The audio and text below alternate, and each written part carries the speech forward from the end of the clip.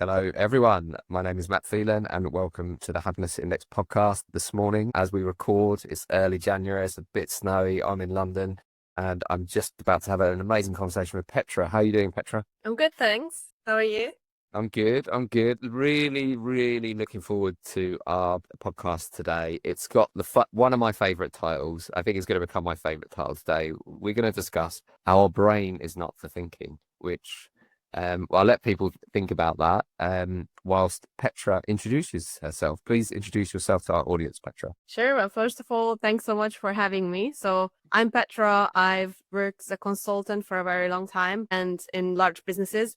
And most recently, I just completed my neuroscience master's, and that was inspired by my interest in mental health and well-being and emotion research, and by the works of Lisa Feldman Barrett, who actually says that word and that sentence in one of her books, that your brain is not for thinking, which has very much inspired my career as an early career researcher as well. So very excited to bring that sort of journey and that knowledge into this conversation. Thank you, Petra. And before we move forward, we have to ask you a personal question. What makes you happy, Petra? What makes me happy?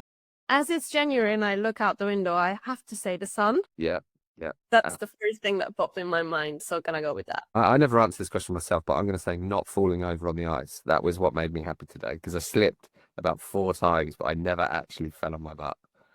So, Petra, I'll explain to the audience one of the reasons I invited you on. And one of the challenges of being at the Happiness Index is we're always trying to take the latest neuroscience, psychology, all areas of science and data science, and continually update our thinking so that we can update our models, our algorithms, and ultimately so we can help our customers and share more data. And the reason I loved our conversation is we were just talking about that. That's also challenging, isn't it? Because there's always new research, and sometimes the newest research outdates the old research, as it should be. Like that is a part of understanding. So I thought a good place to kick off, especially considering what you've just finished and how relevant it is in your work, in your study. Tell us about some of the latest research. Like what is new in neuroscience, Petra? Yeah, so I think in terms of new, there's as you said, there's always so much and there are so many different areas. What I like to focus on and what I like to look into is how we think about emotions in particular and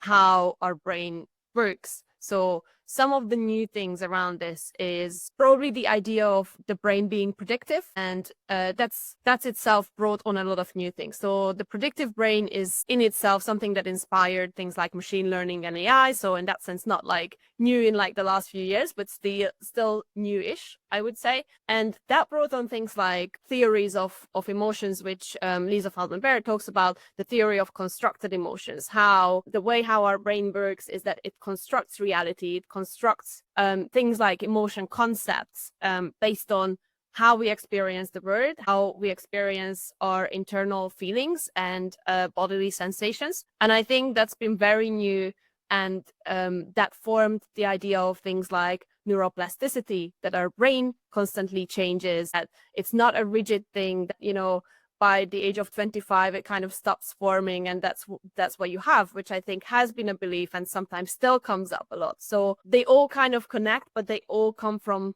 this idea of, how the brain functions, how the brain forms and evolves to its new environments and its new challenges. Sure. On that, I think the predictive thing is super interesting, isn't it? Because if you think about the happiness index, that's ultimately what our customers want. They want us to help to predict what their future culture is going to look like based on their decisions. So again, more trying to replicate the brain in a way.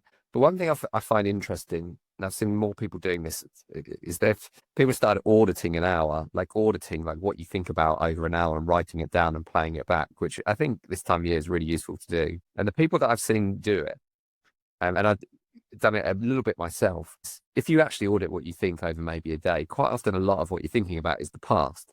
And sometimes it's like the past, like a long time ago.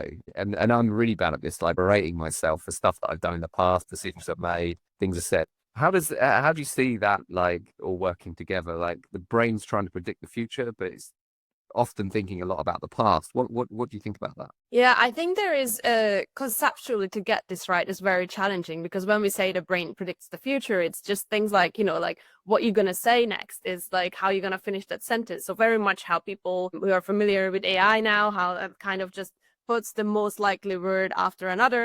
That whole learning and the way how that was developed came from how our brain works in terms of, like if you're thirsty and you just go grab a glass of water, you're not thinking about it. Your brain has already predicted that that's what you need, and that's what you need to do without you having to consciously think about, like, right, I'm gonna need to extend my arm now, grab the glass, open the tap, like, all of these things. Like, that's the level of prediction we're talking about here, not necessarily the 5-year plan that your brain is planning. It's very much like what your body needs in order to fulfill the needs of just functioning and being well. And that's what we mean by prediction. So if you and in emotions, this is important, because if you feel scared or really happy suddenly, it can feel like something that's happening to you rather than it's arising from past experiences, from your elevated heart rate, from feeling a weird sensation in your tummy or something like that. So that's why this has changed a lot, some of that. But the other topic you mentioned that's really interesting is, thinking about the past and things like that. And a lot of that is part of processing, right? Like self-reflection, processing previous events, learning from them. They all feed that same algorithm, essentially, that your brain has to predict the future. So even though you're thinking about the past, that is still part of this predictive algorithm that your brain has. I think that's something I think the most thing. One of the things I think about the most over the last few years is how important it is. I just remember reading, and you can tell me whether you got research this is not true, but I remember reading something like over 90% of what we do is coming from subconscious processing. And when I read that, I suddenly realized how important it is to consider what I consume. And I mean, in terms of content, I mean, in books, podcasts, who I spend time with, because I was thinking, if so much of that stuff is coming from my subconscious, what am I feeding? Like, I need to be feeding it good stuff. So when I start making decisions, or I form opinion, even if I can't remember all the stuff that I've read or consumed, is it actually diverse? Is it useful? It's just something that I think about a lot. Is that something you think about, like what you're feeding your brain with, Petra? Or is that, have I just read an old bit of research there? No, I definitely think it's important. And, I'm not myself a sleep researcher, but sleep research is very essential to well-being, and it's coming more and more to the forefront of just neuroscience, of the neuroscience of like mental health and well-being. And there are areas of sleep research that I would say most neuroscientists agree on. Therefore, I also take them as advice, which is, things what you do before you go to bed, essentially, like some of those hours of, if you're scrolling on social media and you're seeing something that upsets you, that's known to impact your sleep more, because essentially the state you're in and what you're feeding it during sleep, your brain will actually process a lot of the memories, a lot of the events. It's a huge part of both of that emotional processing and actually keeping your memories and what's important. So I don't think there's anything at this stage that suggests there is like a perfect recipe on, like, what to feed your brain. And also, you're not in control of all of these things. Even like I've read like books recently, actually, from neuroscientists talking about sleep, where they were talking about even just very old practices. And I can't remember which culture's practice was this, the worry people. Like that, it's a very old practice where even for like parents give like little like pieces of like little people to children to say, have like a worry hour, and you have that in the afternoon. You don't have it before you go to bed, but like just during the day, just to kind of process that, so your brain doesn't have too much of that during the day. You have that specific hour to process, and with that, the guidance is always that you don't do it before bed right away. You have that time to kind of get into that good state of mind for preparing for sleep. So it is 100% important, like what's feeding your brain, why, being on social media too much or not really curating like what you're trying to see there is essential and is going to impact your sleep as well. I think that's fascinating. I at home and at work, I've had to learn to make space for more of that negative stuff, because I've often in the past just sort of dismissed it or just tried to move forward. But I've learned that it just comes back. I mean, it comes back worse if you don't allow yourself to process that time. And I've had to learn that as a parent. Really, a real privilege. I get to walk both my children to school, but I've learned that that's just where they tell me all their worries, and I've learned just to shut up. But I found it's the same in work as well. Like I have to give people in the team time to just share what's going on, not to fix, just to share. Which brings me on to a question for CEOs actually, Petra, around a concept that you talked to me about, which is body budget. So what is body budget from a neurological perspective, firstly? And secondly, how is that understanding that, how is that helpful to a CEO or a chief people officer or a leader listening to this? So if you could just take body budget first off from a neurological perspective and then apply it into work, please. Yeah, absolutely. So body budget, this term in particular, I've again read it first from Lisa Feldman Barrett from her books. The concept itself is something that I feel like has been talked about in terms of just energy consumption, like how much energy do I have? What do I spend my energy on? But I think her way of framing it and putting it into this body budget just speaks so well to people and probably to companies and people leading companies as well, because we understand budgets, we understand financial budgets. So if we think about it that way, that metaphor can often help on like, what am I actually spending on? What does that mean? And how, like, you know, the value of things, like sometimes doing a task costs me X amount of energy and on another day it can cost me a different amount as well. So I think body budget essentially is the energy you have available to do the things you have to do. But when you frame it as a body budget, you do have to realize that your brain already has to spend a lot on just keeping your body functioning and well. So hence our title, Our Brain is Not for Thinking. You know, that's not what your brain does all the time. That's not essentially that primary function of the brain. It has to keep your heart beating. It has to keep you well. It has to keep reminding yourself that you need to drink water, you need to eat, you need to sleep, you need to pay attention to your mental health, because, you know, if you're struggling, again, some of the tasks that you're trying to do that might be really easy as just replying to a single email can be a lot more daunting and can actually be a lot more draining to your body budget than if you're in a good place, mentally speaking. So that's how I think thinking about body budget can be very beneficial for companies, recognizing that for everyone doing these tasks can be different and that people's well-being essentially really connects to the quality of work and even the amount of work they are capable of doing. Yeah. And I just build on that before we go into that application in work a bit deeper. I always think about, because people often confuse the happiness index and think we're advocating for like high levels of happiness all the time, which I always think about from like the phrase homeostasis around like your body just trying to keep everything in check. So being happy, unhappy all the time or happy all the time, actually in balance. And I think about happiness from a homeostasis perspective, but also when you think in a body budget perspective. Clive, one of our team, says like, if you were happy all the time, you'd be absolutely exhausted. You don't have the body budget to be happy all the time. So I was just a few thoughts going into how understanding body budget could help a CEO, Petra. If you were speaking to 10 CEOs now, what would you be saying about that concept of body budget and how it could help them? I mean, I think there are two aspects, right? There is one that's looking at their own life as a CEO, as leading a company, the responsibilities they have, the energy they have to spend on their tasks and their mental well-being.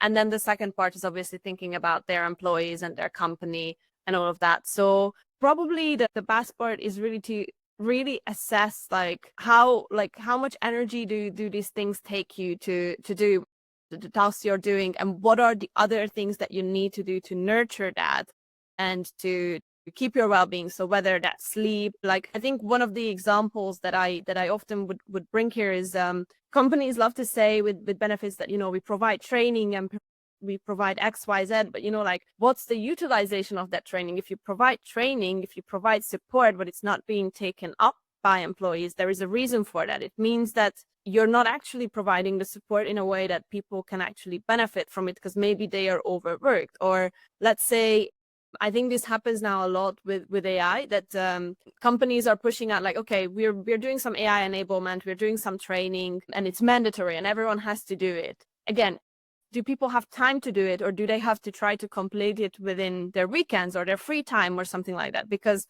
then it's very counterintuitive.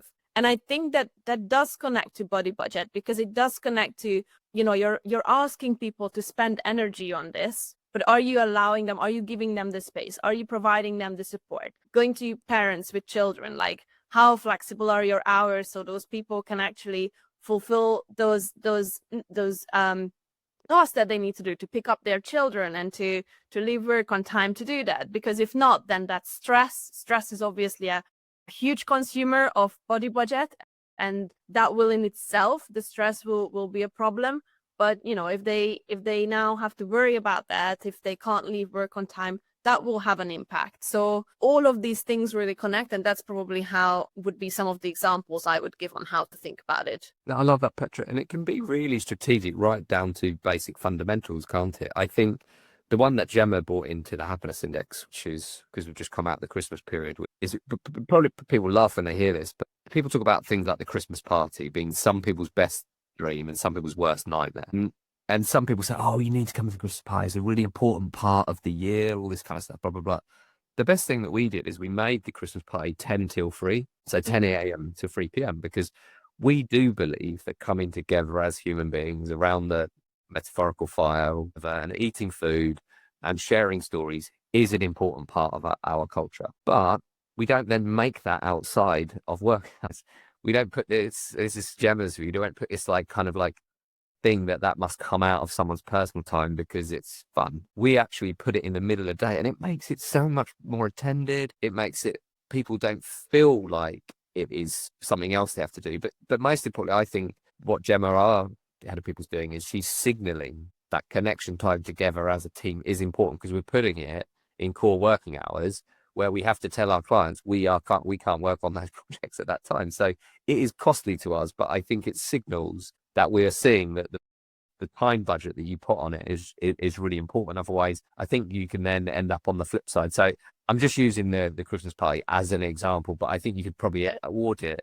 You could probably audit every activity you do and give it an attention and body budget rating, couldn't you? Like, where do you think this important? Yeah, and I think you said really important words there with like, it being costly, and how like a lot of these times these are invisible costs, and that's why hence I said that body budget idea, calling it a budget, is such a great phrase to think about it, because you like, it's not a cost you can easily put down on paper to see how it impacts your bottom line, but it does. It still does, and you have to think about it. And all of these costs, I think, as a consultant as well, like like I talk about things like change management, and there is so much change happening with the word right now with the tech. Like, change has a constant cost. Like, uncertainty and learning are one of the most expensive things your brains can do in that sense. And these days we're asking people to learn new things like daily, weekly, and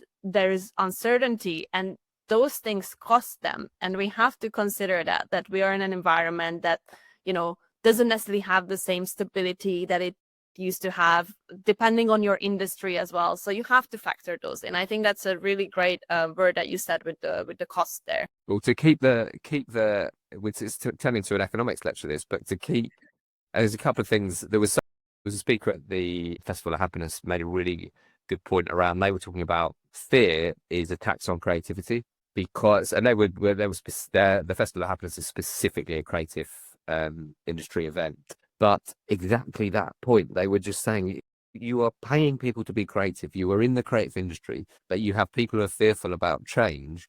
So you're blocking off what you actually pay them for. So they saw it as a tax concept on that. So we're moving on from body budget into a term that sort of overnight sort of appeared out of nowhere, but everyone was talking about it and interpreting it and misinterpreting it in many different ways. Cognitive offloading linked to AI. My interpretation of it, Petra, was you had a task that you'd always done before. Let's say write a blog post, and you just offload it to AI, and you just brain's not used, and you just turn into a mushy peas by the end of the month. Like, that's my over exaggeration of what it is. But where did the story come from? What is cognitive offloading? Have I misinterpreted it? What are people saying about cognitive offloading, Petra? Yeah, so I think this one was probably like one of the core articles that I've seen around this was an MIT one that appeared in a lot of newspapers and a lot of I've seen a lot of headings around it last summer, probably in 2025.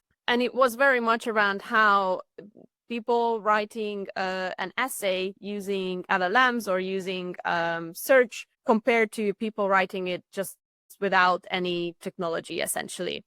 And how much they use their brains. And then, it turns out that the cognitive load was a lot less used when you used an LLM and things like that. And I think people are really worried that this will actually, like a lot of the articles were talking about how people will stop thinking critically. And, essentially, we will become those mush peas that you just mentioned.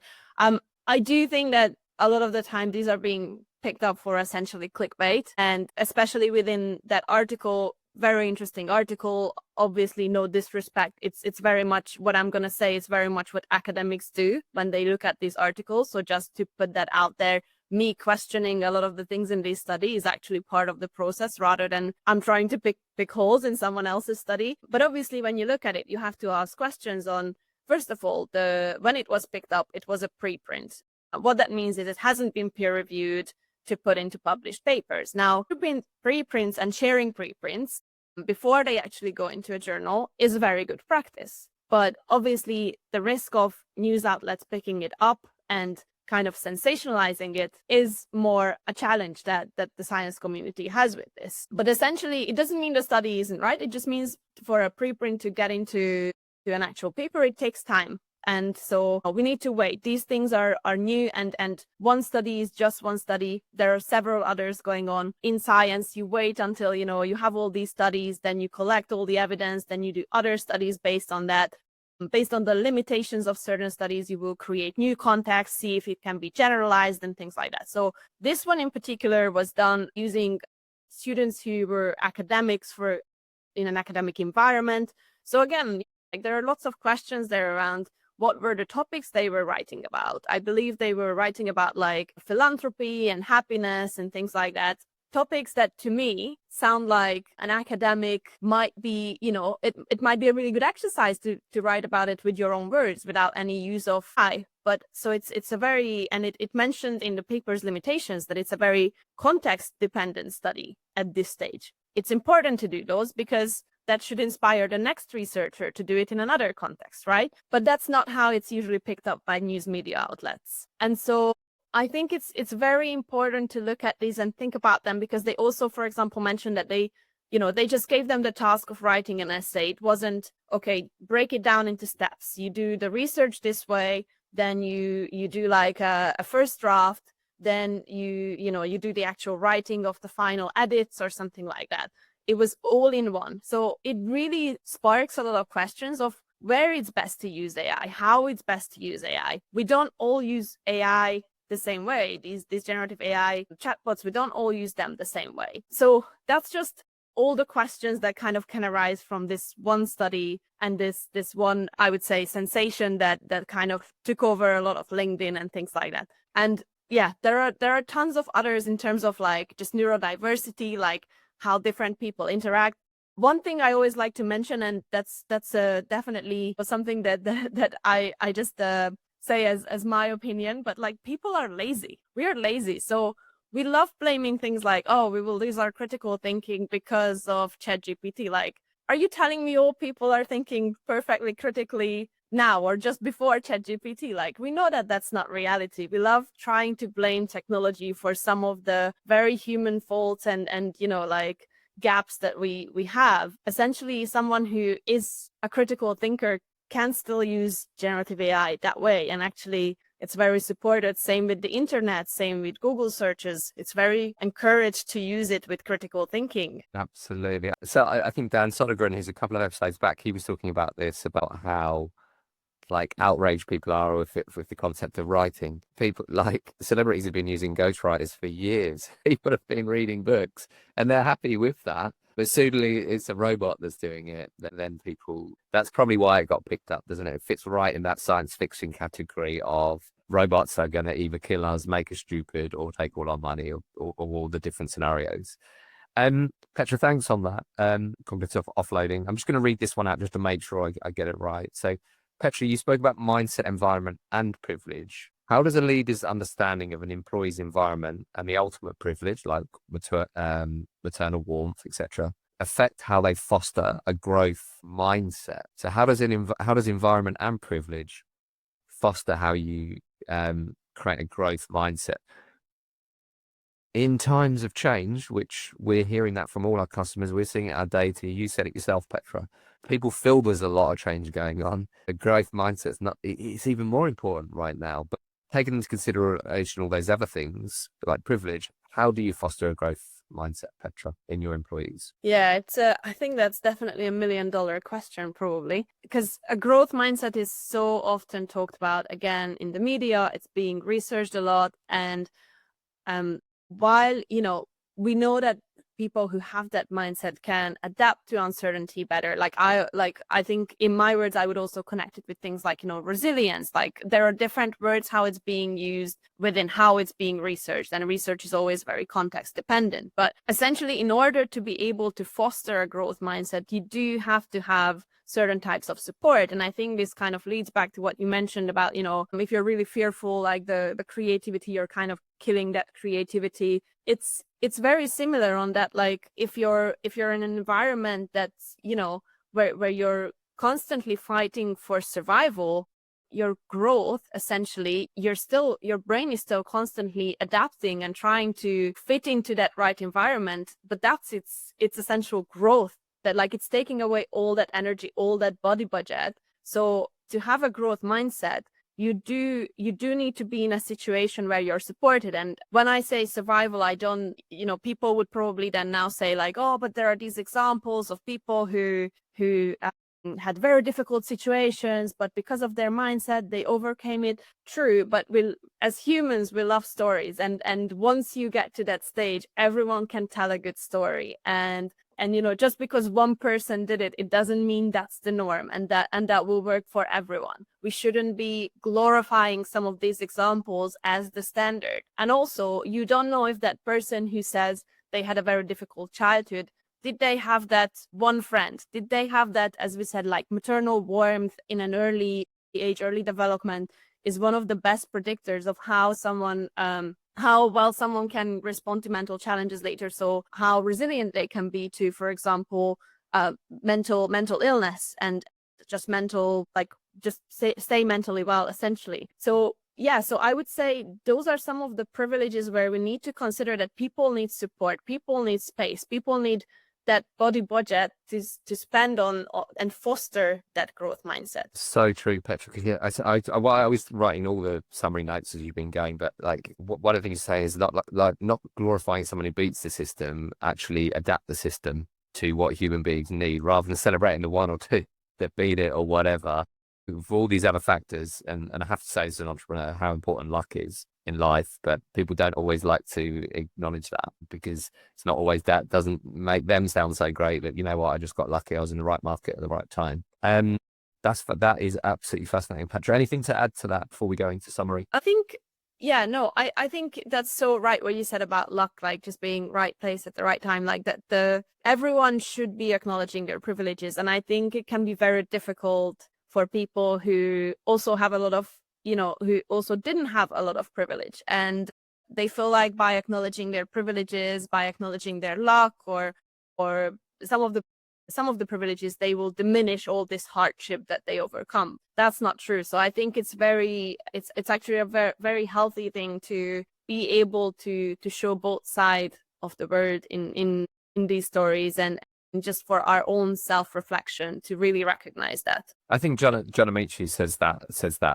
best. Then basketball player who does some amazing work. He says there is never any downside to acknowledging any privilege, and this is a guy that talks about his skin color, everything, but he also acknowledges the fact that he was born a natural athlete and what privileges that brought him. But yeah, you're right. There's just not a downside, is there, to acknowledging a privilege and then moving forward from that point. Petra, I've got 4 points that I want to summarize, but before I do that, for a CEO that's listening, they're sort of interested in neuroscience and some of the stuff that's said today. What's your main takeaway and why, like, the world of neuroscience can help business? Well, the world of neuroscience can help business because it's the study of nervous systems, the study of who we are as human beings. And for the better part, we're still working with human beings, and they are the ones who make or break your company. So that's why I think. I love that. I love that. Well, that's a better summary than the summary that I've just written here. But I do want to recap four of the main points, which is you said it over and over again, but your brain is trying to predict the future. And we talked about the past as well. That's probably why it's also looking past to think, oh, I've been in this scenario before. Did I die when I was in that scenario? Or did I get promoted? Or did that person treat me well? And the next point that we talked about on body budget, and that's where we sort of went with that idea of sort of almost as a company auditing where your people spend their time and checking to see if there's areas that are draining people. And check, are those areas that are draining people, are they the areas that are going to have the biggest impact? Because that may be the best use, but you may also find that because everyone's got rubbish laptops, that you're draining 20 minutes in the morning just for them to get them to turn on, as an example. Cognitive offloading, I think the summary there was it was a useful conversation, but there's a lot of hype around what it actually meant. But for me, the thing that I took from it is that's how academic research works, isn't it? It's just this spiral of, oh, this found this or didn't found that. Let's find out more, which I find always super interesting. And the final summary point that I had for you, Petra, is you can't really grow unless you feel safe. And yes, there are loads of examples where people have told this famous story at the end where it's all polished and they've beaten it. But actually, it's better to try and fix the system or adapt the system or change the system than try and put everyone through a terrible system and hope that one or two come out the other side.